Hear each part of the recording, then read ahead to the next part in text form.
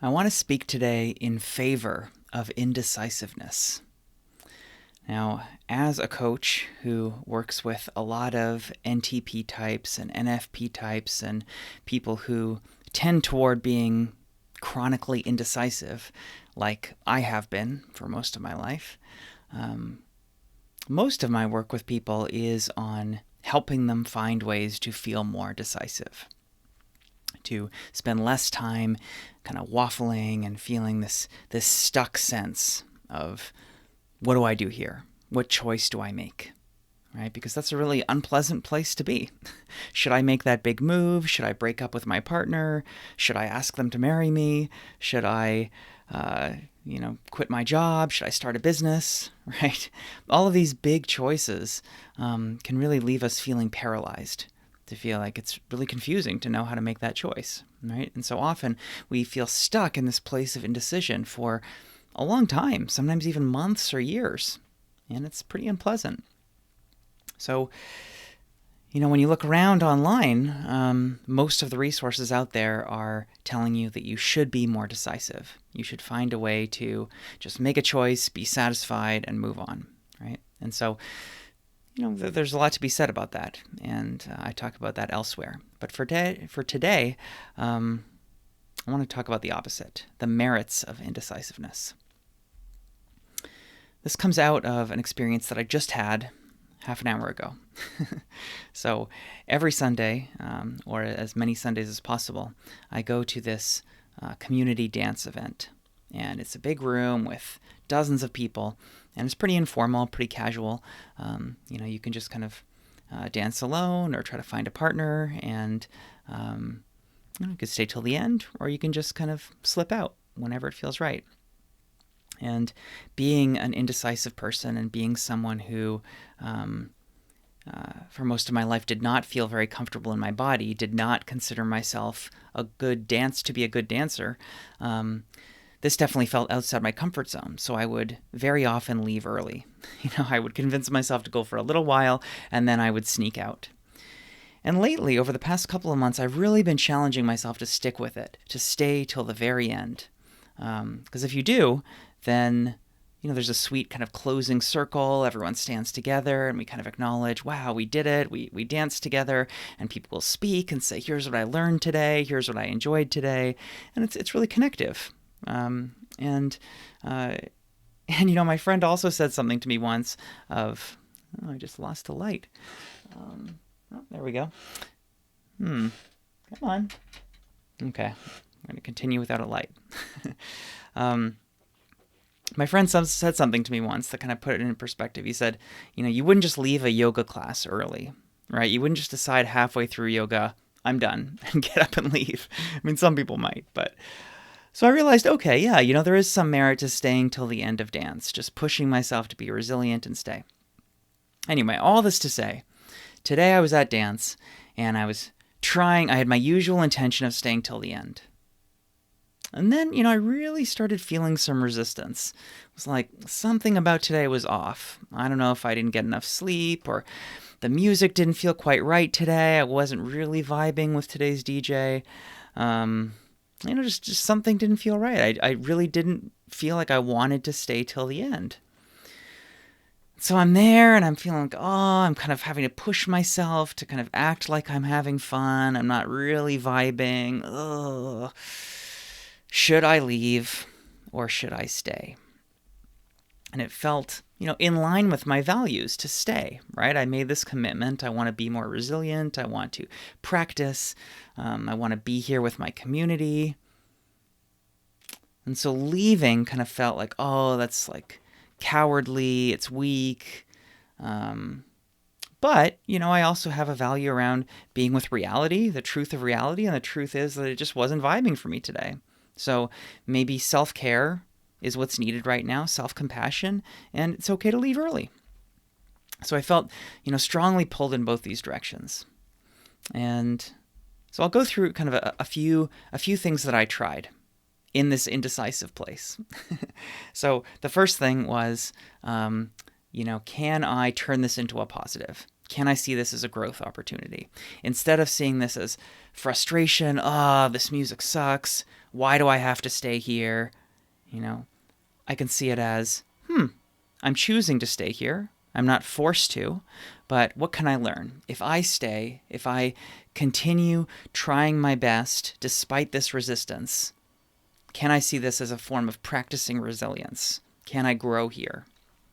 So I tried that for a little while, a few songs. Okay, what can I learn here? Can I be practicing? That helped a little, but still wanted to go after a few songs.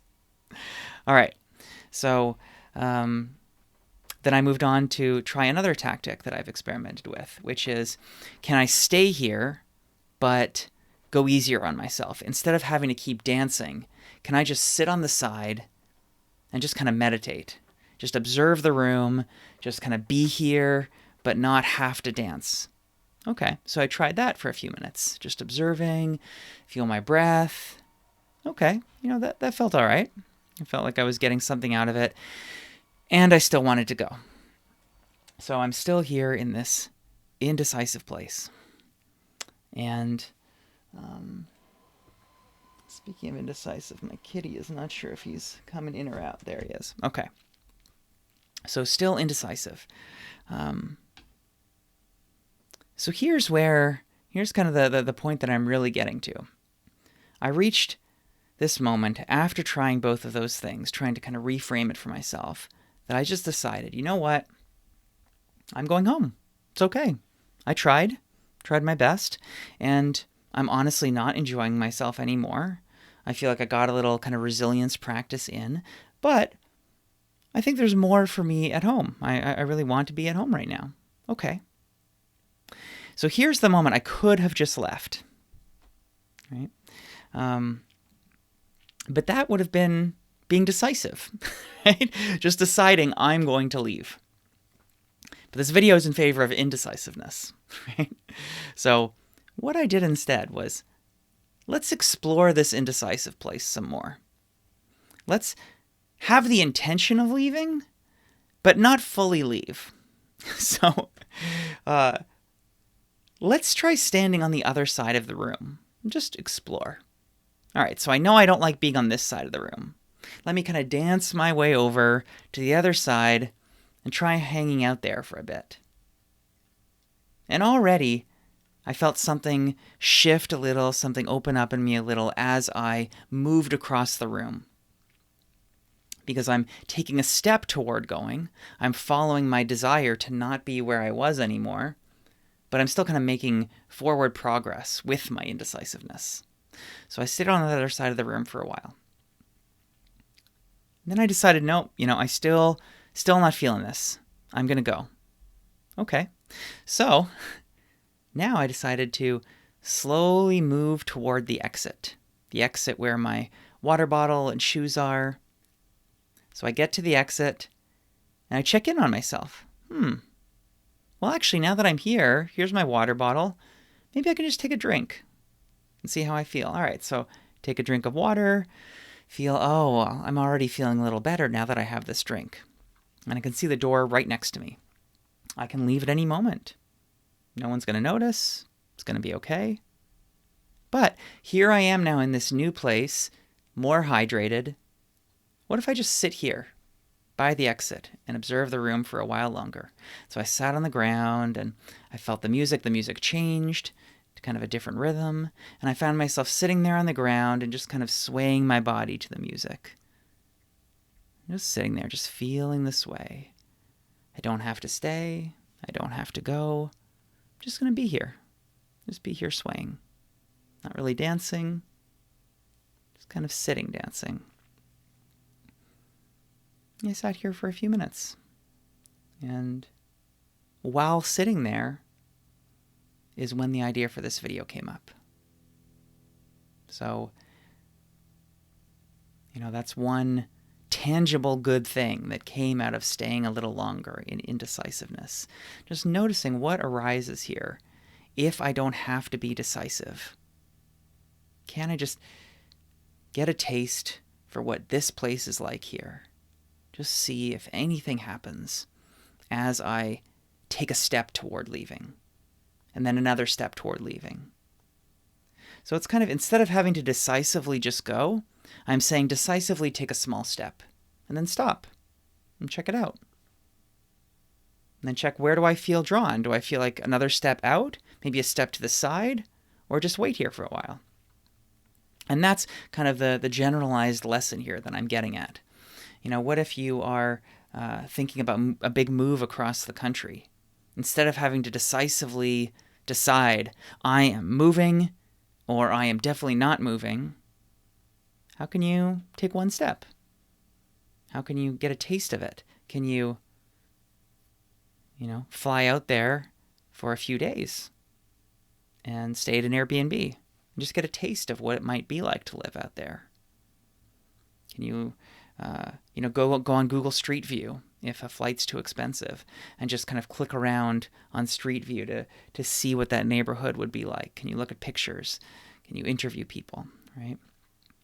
How can you get a sense for what taking steps toward your goal look like without having to fully decide?